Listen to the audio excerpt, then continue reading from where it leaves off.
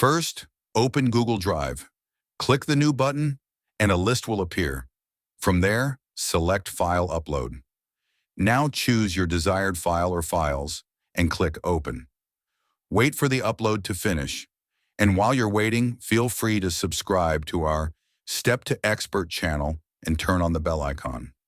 Once the upload is complete, create a folder and move all your videos or files into it. Next, click on the Share icon. A sharing interface will appear.